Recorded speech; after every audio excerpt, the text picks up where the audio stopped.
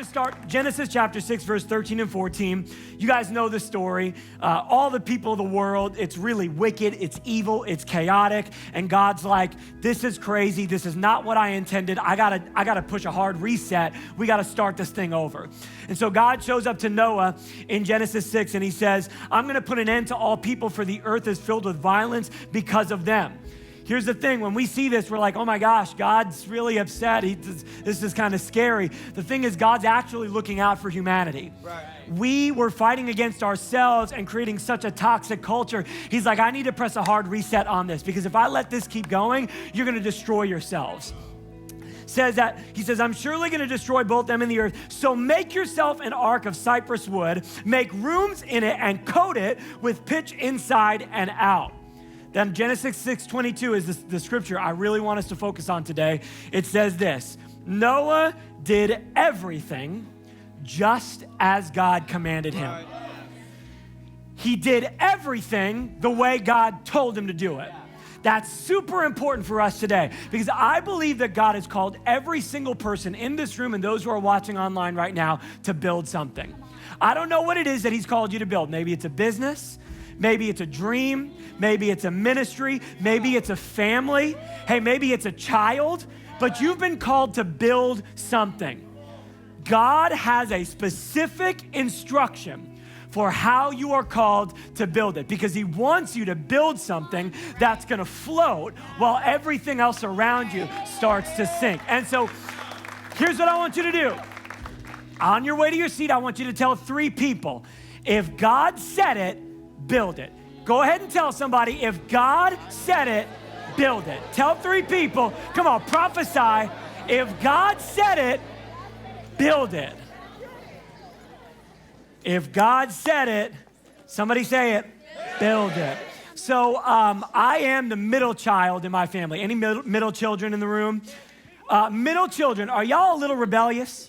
Y'all got like a chip on your shoulder a little bit? Kind of got we call it the middle child syndrome, right? Like my older brother, he was like the compliant, the good kid growing up. My sister was the baby. She was the only girl growing up, so she got all the privileges. I was the overlooked middle child, and I've got all this dysfunction. I'm still working through it. Don't worry, I'm going to counseling. I'm still working through my issues. But I was always different in my family. I was the rebellious kid growing up. Now, I got it all out of my system early on, because now I'm serving Jesus, right? So I dealt all with that in my teenage years, but I was a rebellious kid. And here's why. I grew up always wanting to know, if I was given an instruction, if you told me to do something, that's cool.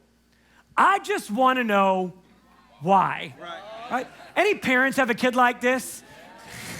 They are sanctifying you in the name of Jesus, right? Like, I will do it as long as it makes sense to me.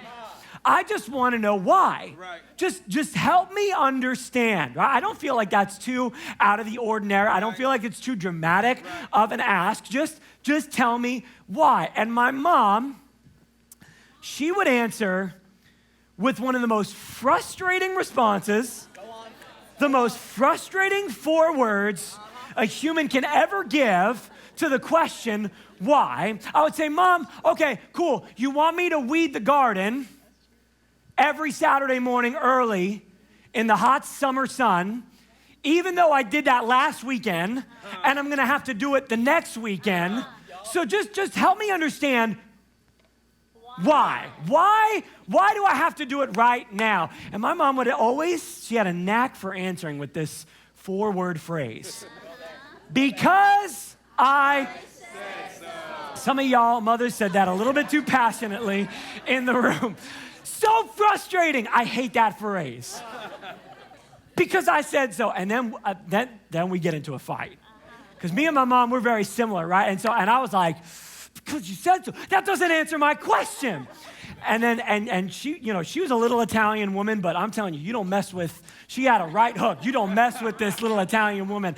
And here's a phrase she would say to me constantly as a follow-up to those 4 frustrating words. She would say, Jared, sometimes you are on a need-to-know basis.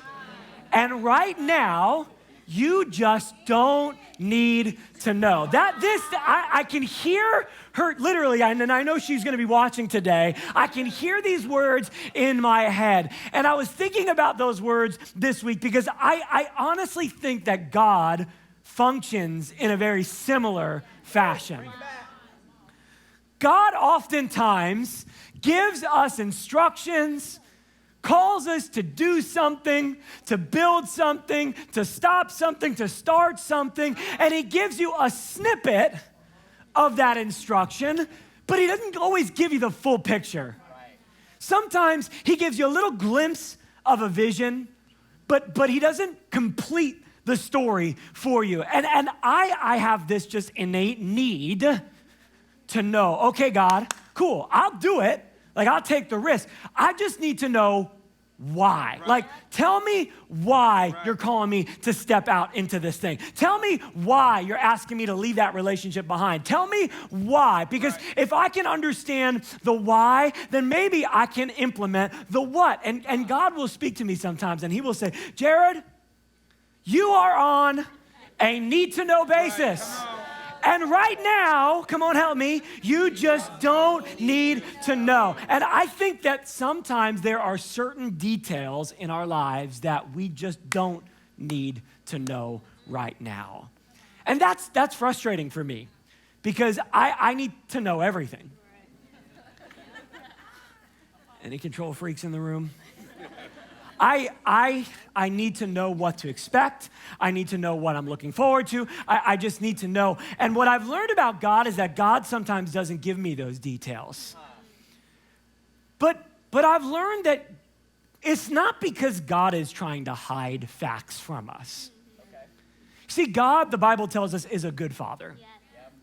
He's not a cruel ruler. He's not this dominating force that just wants to keep you frustrated and discouraged. No, God is a good father. Right. The Bible says he gives good gifts to his children, which means that we can trust not only in the way he does things, but why he does them. His character and his intentions for us are out of his goodness. And I've learned that God is not trying to hide facts from us. I've learned that God is trying to develop faith in us. Right. See, God is more concerned with the quality of your faith than he is that you understand every detail of what's coming in your life. Proverbs 25:2 is one of my favorite scriptures, and I've never heard a pastor preach on it, but I love this verse. And here's what it says. It says, it's the glory of God to conceal a matter, and it's the glory of kings to search it out. This verse is telling us that God is glorified by hiding things, right, and we show our royalty and our sonship by searching for them. Wow. You see, what God understands is that he actually designed us to imagine, to innovate, to adventure, to explore. We all have this desire to search for something great, to explore and find buried treasure. We love the process of imagination and exploration. God designed us that way. And so because of this, he will often give us an invitation so that by faith we can step into that place of exploration and discovery. Right. This is God's glory, that he doesn't hide things from us. Yes. He hides things for us. He actually wants to bring you into a life of adventure. Right. The Christian life is not meant to be boring. Right. The Christian life is not meant to be mundane and monotonous. Listen, you will walk through seasons that aren't so exciting, but I want you to know that journeying with God is an exciting journey. Every day we walk by faith. If we're walking by faith, that's an exciting life. Right. But if you're not walking by faith, and you need to know everything ahead of time, chances are you've got more control, but you've lost your wonder. And you've lost the excitement of what it looks like to journey with God. You see, faith looks like trusting God enough to be able to take action when I don't have every detail to the story. Faith looks like being able to take action even when I don't have all the information, when I've not put every piece of the puzzle together, but I've got something that I can step into. Somebody say, build it. Build it. You are called to build something. Whoever you are today in this room, wherever you're at in life, you are called to build something. Think of the first command that God gave Adam and Eve. Be fruitful and multiply, okay? He wasn't just talking about sex, although he was, which I'm very grateful for that.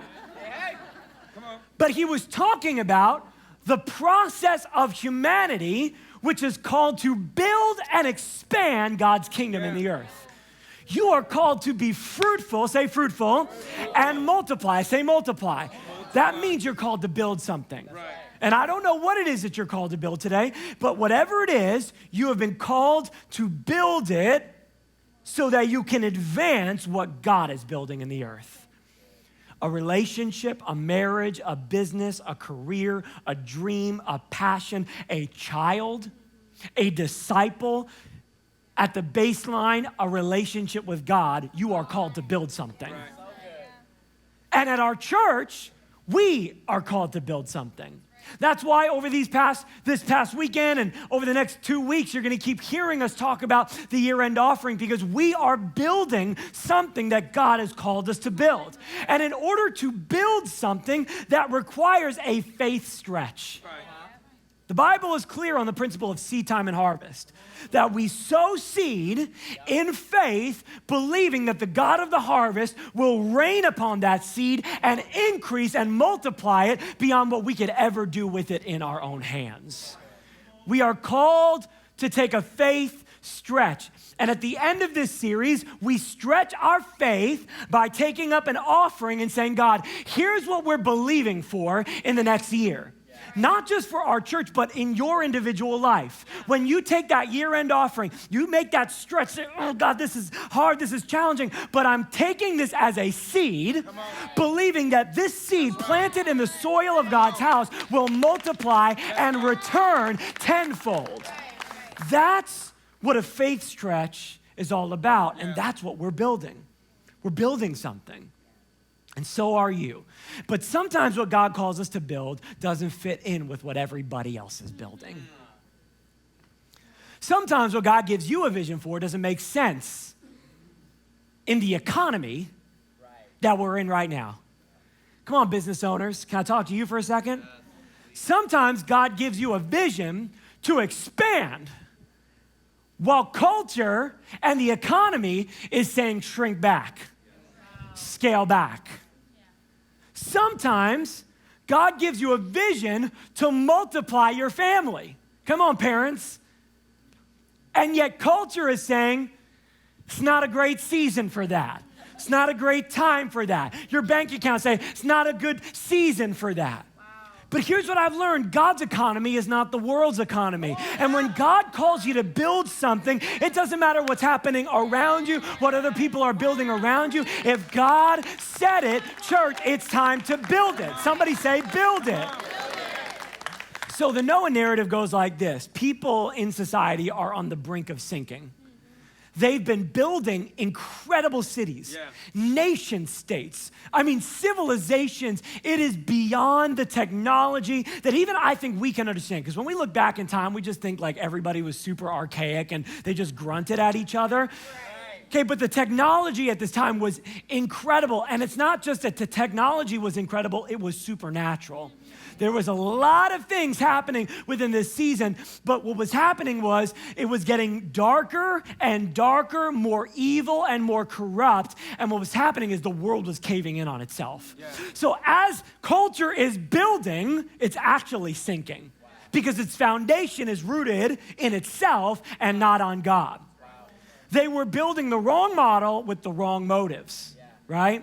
They were using God's resources, but they were disregarding the reign of God.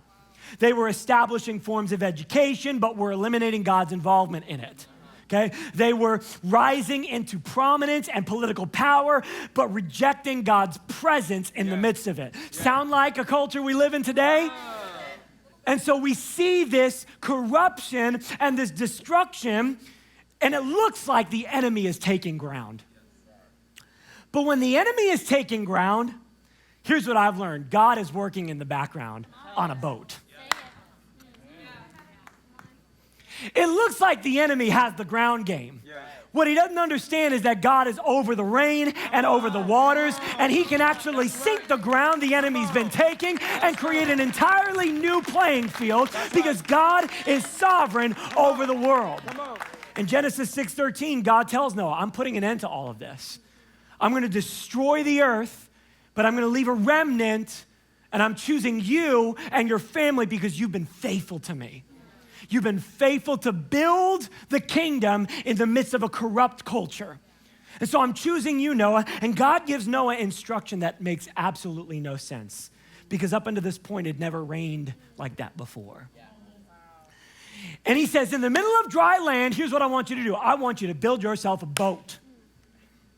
While everybody else, Noah, is taking it easy, go ahead and start making an ark.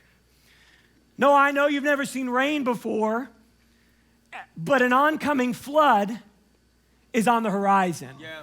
I know that doesn't make sense. I know it feels like foolishness to you, but I need build it kind of faith. Yeah. Today. I need build it kind of faith that in the midst of what's going on around you, you are willing to step out and build. Hear me, which requires you to start building before it makes sense. Yeah. If you're taking notes, I want you to write that phrase down because I believe God wants somebody in this room to understand that he's given you a vision for something, but sometimes you have to start building before it makes sense. You have to start working before you've witnessed it. You've got to start stepping out in faith before you can see it fully. You've got to start building before it makes sense. Somebody say, build it. I remember when I was in Bible college and I felt called to preach.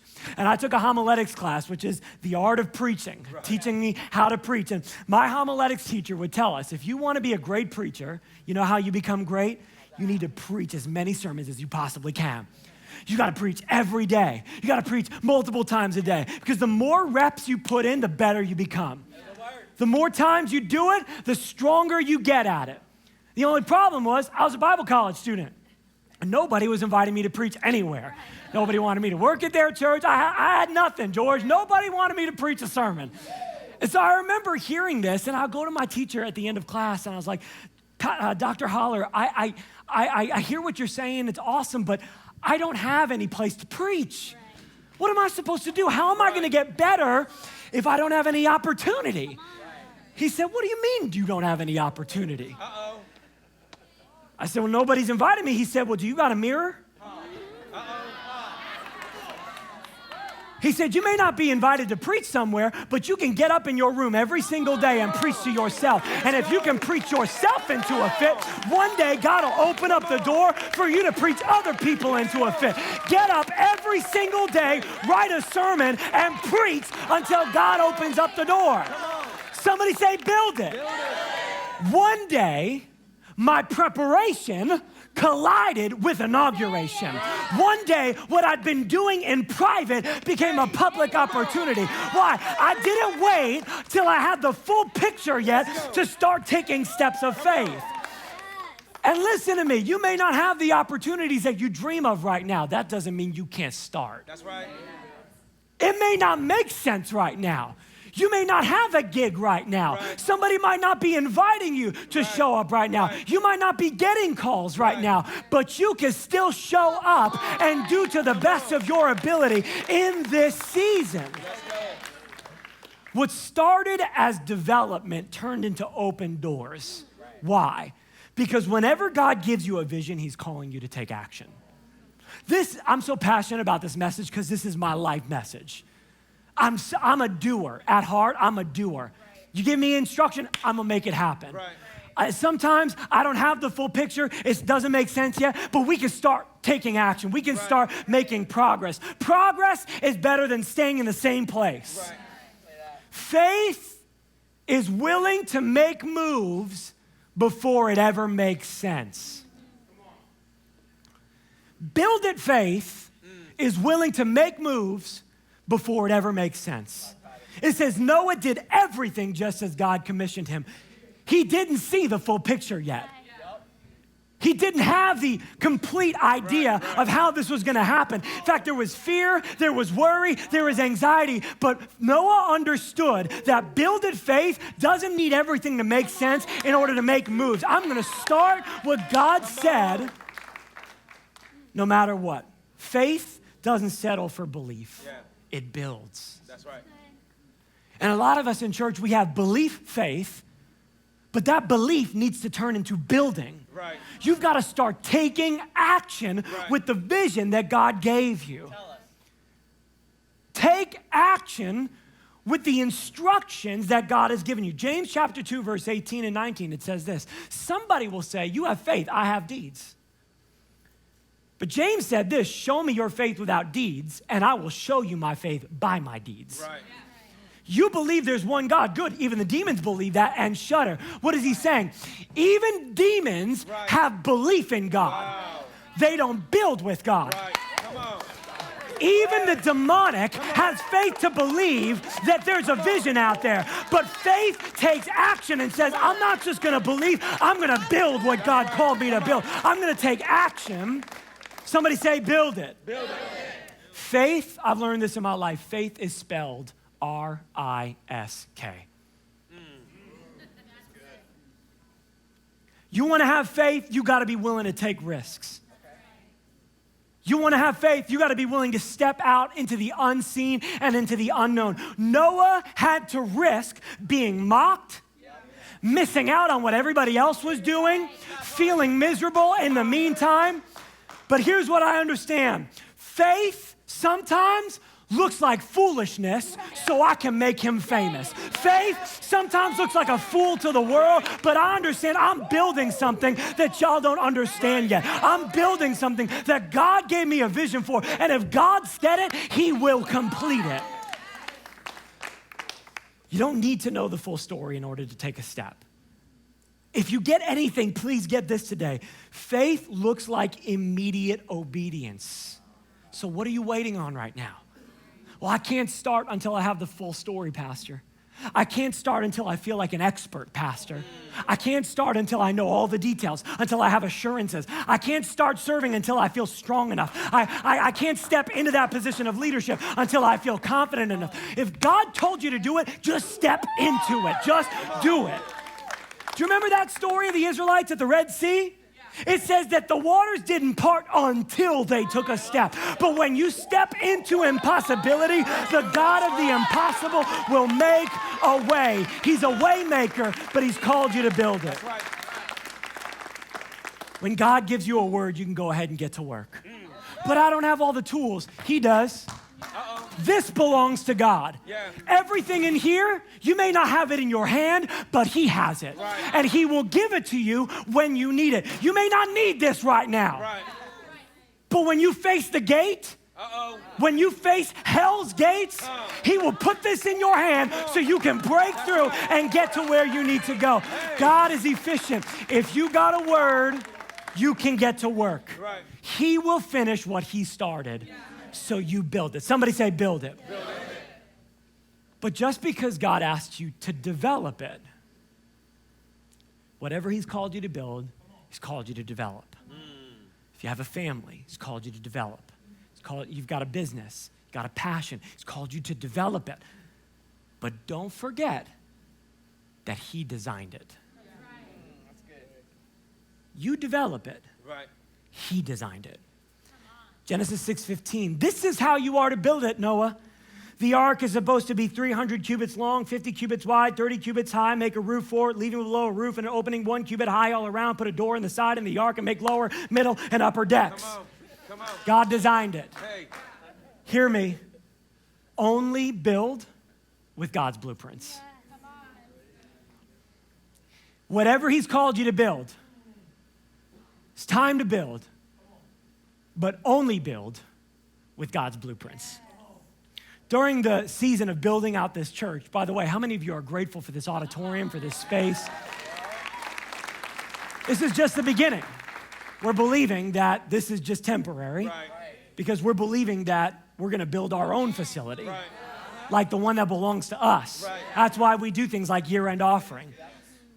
But when we were building this project out, Pastor Q, the genius that he is, so many things happening in this mind at once, he's got ideas of how to build it, where we put rooms and how we plan out facilities, and all that's great. But as amazing, as smart as Pastor Q is, he's not an architect. Right. He's a designer, but he's not an architect, which means it can look pretty, but it could all fall apart if it's not designed properly. So we had to bite the bullet and pay an architect to start designing some blueprints that, there's like, how many pages would you say in here? Like 50 pages of blueprints of all the electrical and the drywall and all of these things, blueprints for this facility. Yeah. Here's why. The architect understands how things are supposed to be designed so they last. Yeah. The architect understands how a building must be built in order for it not to break down. Right.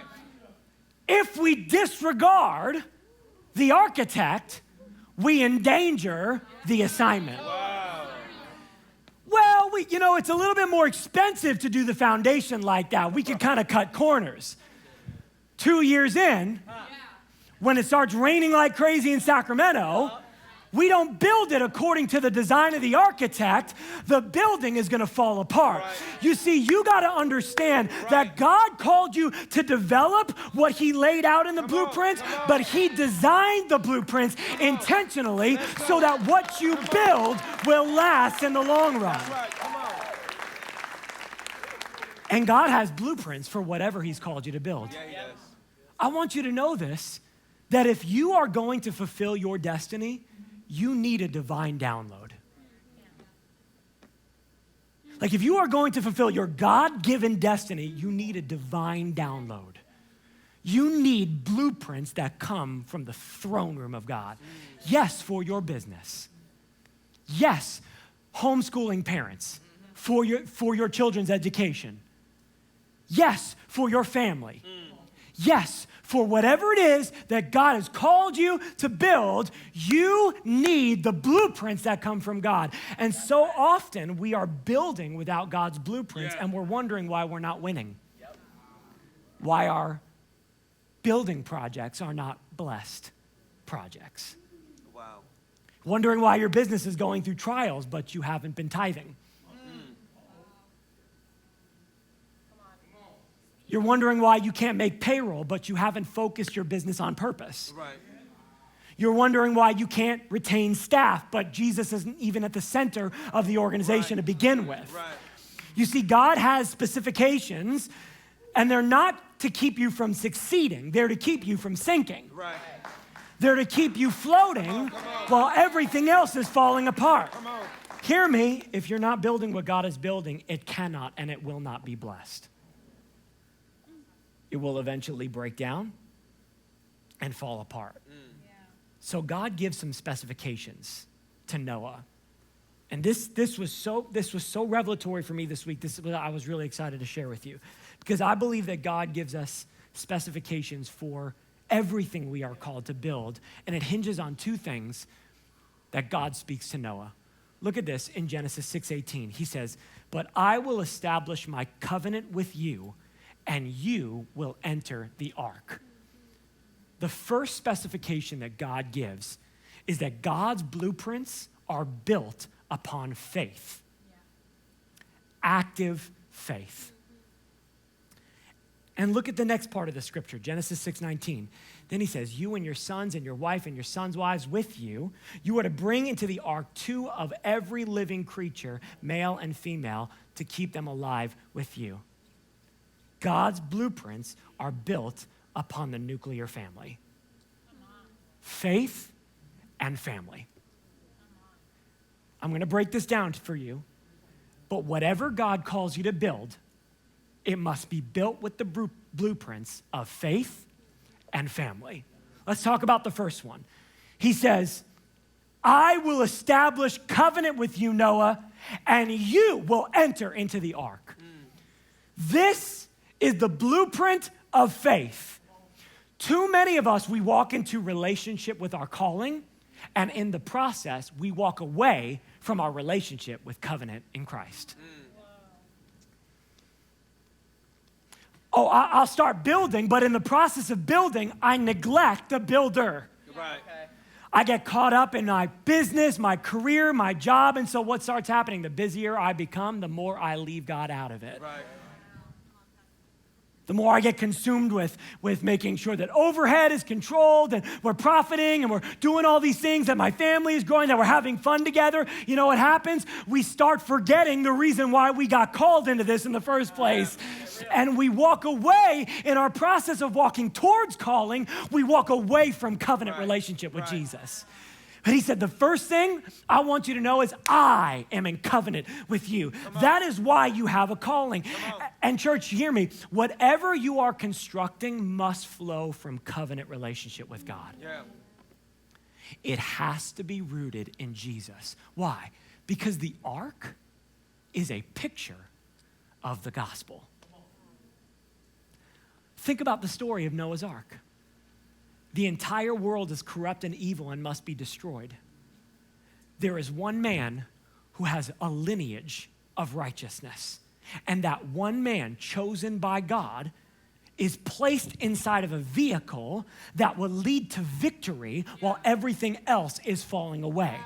That one man represents the God-man, Jesus Christ, who was righteous in the sight of God and whose lineage, sons and daughters, will be preserved even when everything else falls away. The ark is a picture of faith in Jesus Christ. And whatever you're building needs to be built on the foundation of Jesus Christ. Don't forget about God when he leads you into glory. Don't forget about your faith when he opens up the doors of fortune and finance over your life. If you are blessed, you have been blessed so you can be a blessing to others. But I put myself in a really dangerous spot when I'm good at receiving everything God has done for me, but I'm not willing to release it back. I'm not willing to be generous with what God has given me, whether it is finance or talent or ability or relationships. This is what God called us to in the first place, that we would have relationship with him. You see, connection with God results in protection and provision from God. So my question for you is what you're building connected to God's house? That's why the tithe matters so much in your life. Because God doesn't need your money, but you need your money to be connected under the covering of God. You need your 401k, your finance and fortune. You need everything you're invested in to be underneath the covering of the house of God. That's why he created the tithe. It's not for him, it's for us. So that I can say, God, you know what? Whatever you've given me, you've blessed me with so I can be a blessing to others. So I pour back out generously. I'm not afraid. No, I'm invested in the very thing, the ark, that is taking your people to the promised land. The church is the ark. It is the vehicle that God is building to take us to eternity. That is what he's building, and that's why he's called you to be a part of it. Faith is the blueprint of God, but family.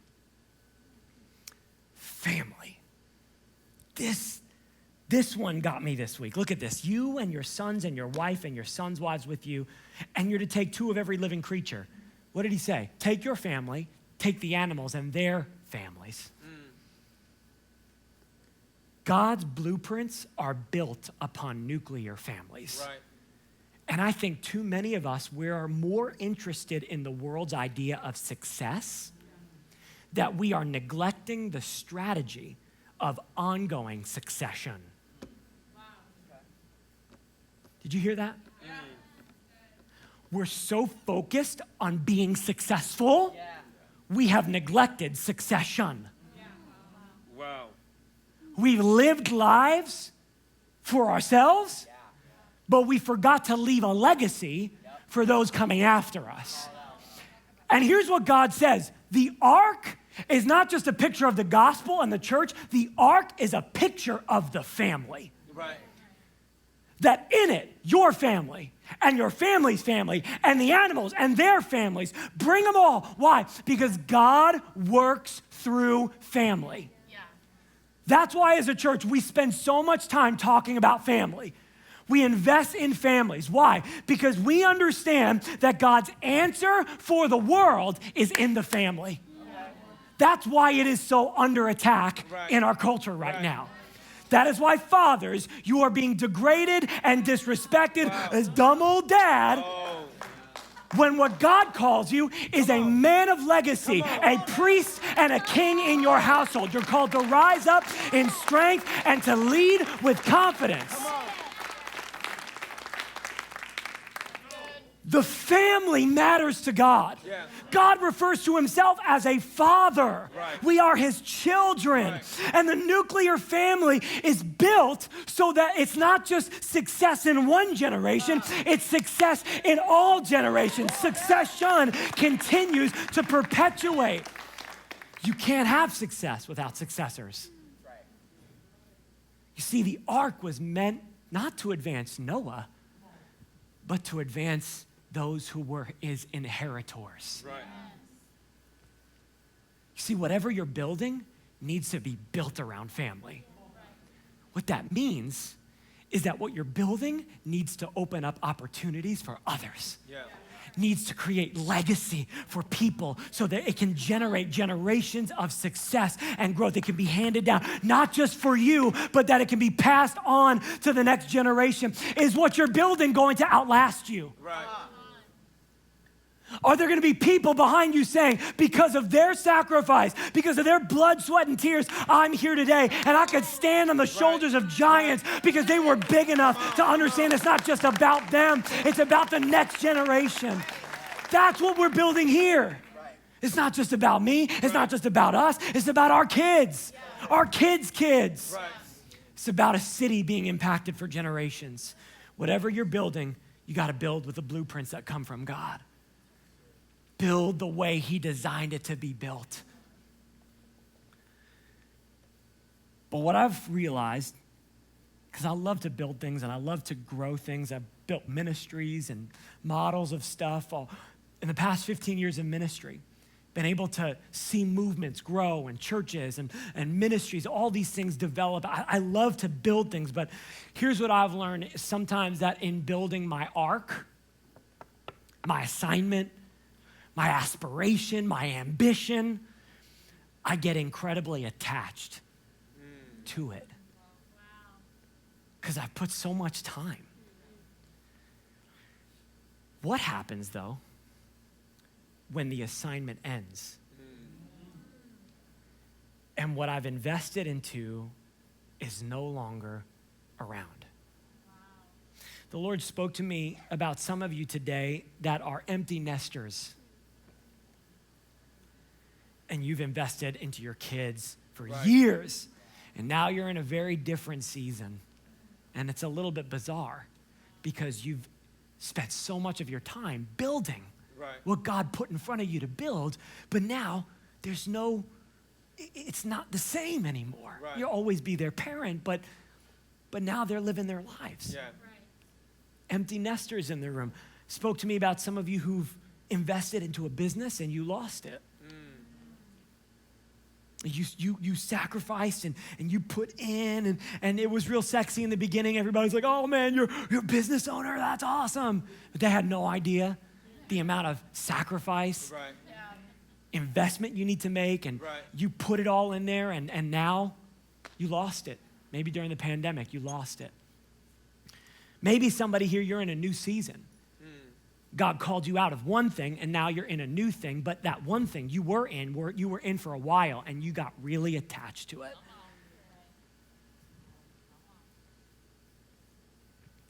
Noah, it's estimated that he worked on the ark for about 75 years. Wow. And then he spent 371 days in the ark. It's a long time. Yeah. You start identifying yourself with something that incredible and immense. That's your assignment. It's your identity now. Yeah.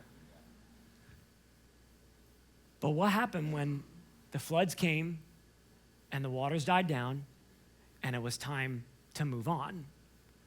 Look at this, Genesis 8, verse 18. It says, so Noah came out together with his sons and his wife and his sons' wives, all the animals and the creatures, they move along on the earth, all the birds, everything that moves on the land came out of the ark, one kind after another. Then Noah built an altar.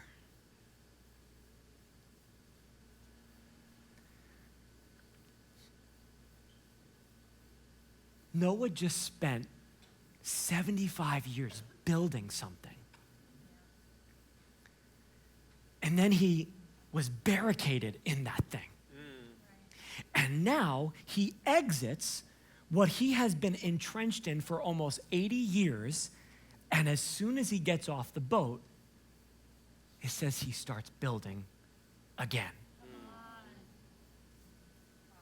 I wonder how many of us are capable of letting go of what we've built so that we can build again. I was flabbergasted this week when I read this. And he spent so much time building something so significant, and then yet he gets out of it and he goes right back to building again. And I began to ask God, how did he do that? Right. How was he able to detach himself from something that was his identity for almost 80 years? Right. How could he just sever the tie so easily and start a new season and start constructing again? Right. How does that happen? And the Lord spoke this to me. He said, Jared, it's not what he built. Come on. It's why he built. Come on. Let's go. And I've learned that in life, it's not about what I build, Right. it's why I build. Come on. Come on.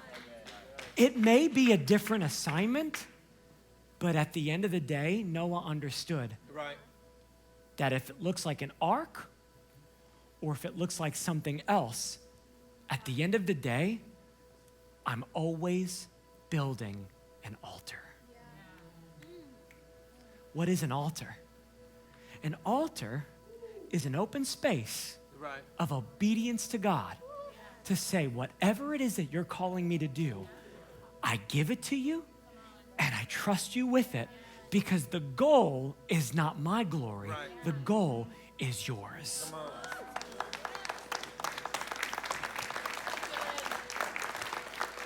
What I build will change, but why I build remains the same.